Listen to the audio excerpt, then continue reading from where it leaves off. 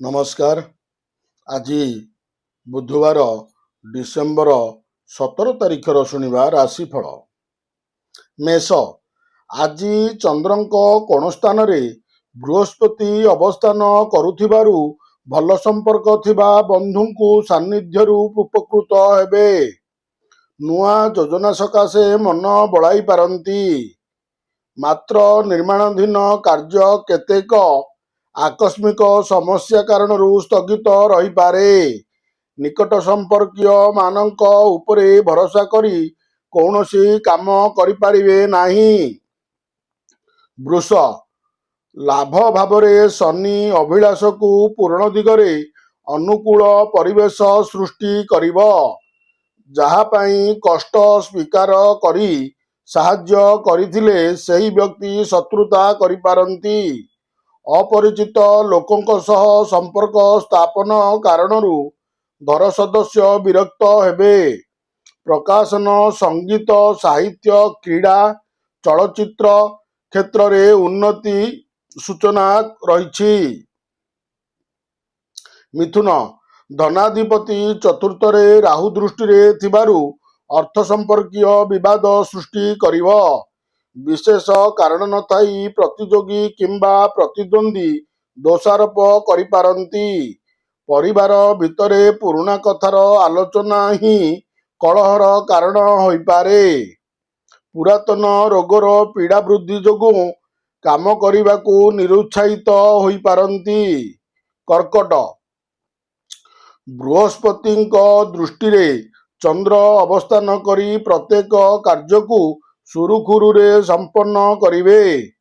ନିଜେ ଅସୁବିଧାରେ ଚଳୁଥିଲେ ମଧ୍ୟ ବନ୍ଧୁଙ୍କ କାମରେ ଯଥାସାଧ୍ୟ ସାହାଯ୍ୟ ପାଇଁ ଚେଷ୍ଟିତ ହେବେ। ପରିବାରରେ କାହାର ସ୍ୱାସ୍ଥ୍ୟ ସମସ୍ୟା ଯୋଗୁଁ ବ୍ୟଥିତ ହେବେ।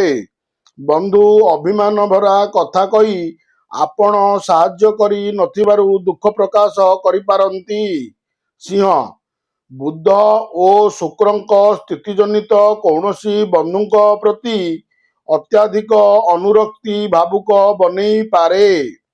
ସାଧାରଣ ଘଟଣାକୁ କେନ୍ଦ୍ର କରି ପାରିବାରିକ ସମସ୍ୟା ବଢ଼ିଯିବା କାରଣରୁ ମାନସିକ ଅସ୍ଥିରତା ଦେଖାଦେବ।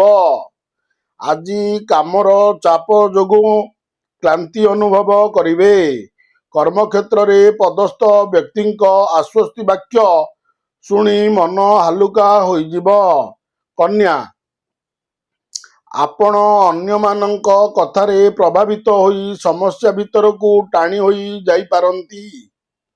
ବନ୍ଧୁଟିର ଆପଣଙ୍କ ପ୍ରତି ଥିବା ଭଲ ମନୋଭାବକୁ ବଦଳାଇ ଦେବାର ଆଶଙ୍କା ଦେଖାଦେବ।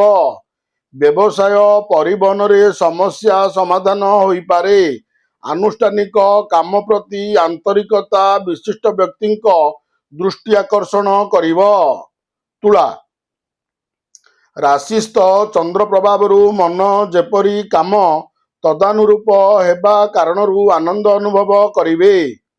ଦୀର୍ଘ ମିଆଦୀ ଯୋଜନା ଫସର ପାଟିଯିବା କାରଣରୁ ମନ ଭଲ ରହିବ ନାହିଁ। ଅନ୍ୟମାନଙ୍କ ସକାଶେ ଯେତେ ଭଲ କାମ କଲେ ମଧ୍ୟ ସେମାନେ ଆପଣଙ୍କୁ ଭୁଲ ବୁଝିବେ। ଧାର୍ମିକ ଅନୁଷ୍ଠାନରେ ଯୋଗ ଦେଇ ସାମୟିକ ଆନନ୍ଦ ଅନୁଭବ କରିପାରନ୍ତି। ବିଛା, ଅଷ୍ଟମ ଓ ବ୍ୟୟାଧିପତିଙ୍କ ସଂଯୋଗ ଯୋଗୁଁ ଆପଣଙ୍କ କଥାବାର୍ତ୍ତା ଅନ୍ୟମାନଙ୍କୁ ଗ୍ରହଣୀୟ ନ ହୋଇପାରେ।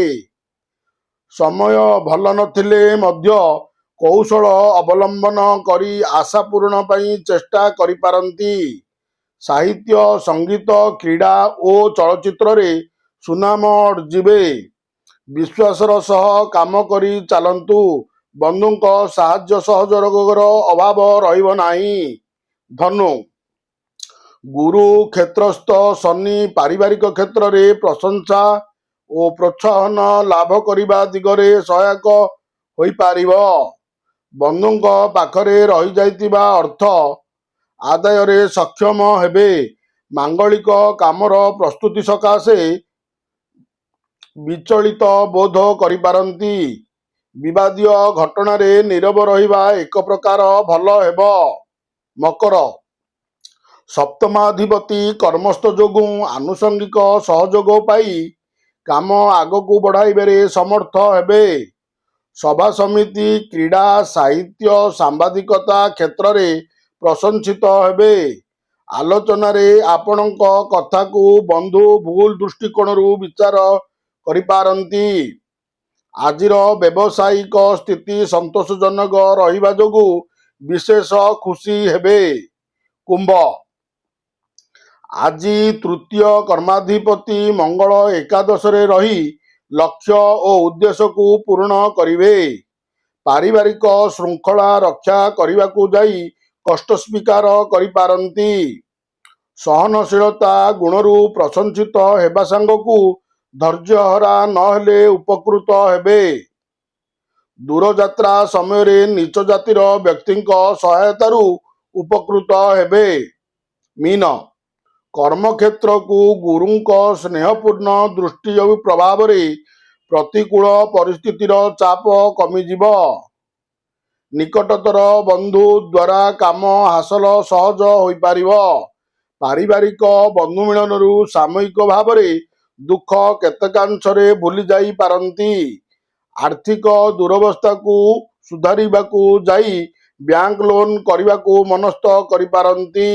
ନମସ୍କାର। ଜୟ ଜଗନ୍ନାଥ।